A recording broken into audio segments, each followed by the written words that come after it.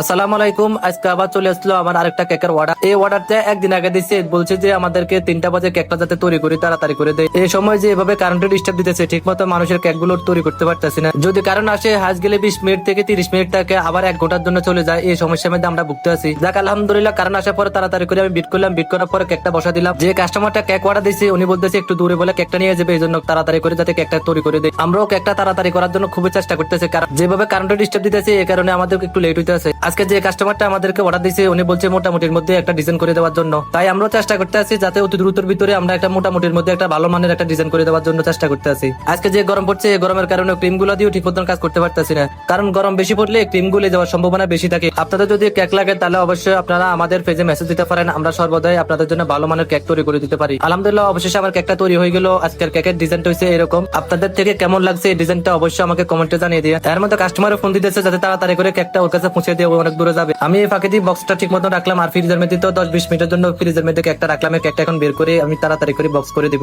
আজকের কেকটা ছিল 1 পাউন্ডের কেক। আলহামদুলিল্লাহ, কেকটা বক্স করা শেষ। এখন আমি রওনা হয়ে যাবো কেকটা পৌঁছে দেওয়ার জন্য। আজকের ব্লগটা পর্যন্ত। যদি ব্লগটা ভালো লাগে থাকে তাহলে অবশ্যই লাইক কমেন্ট শেয়ার করে আমাদের পাশে থাকবেন। আল্লাহ হাফেজ।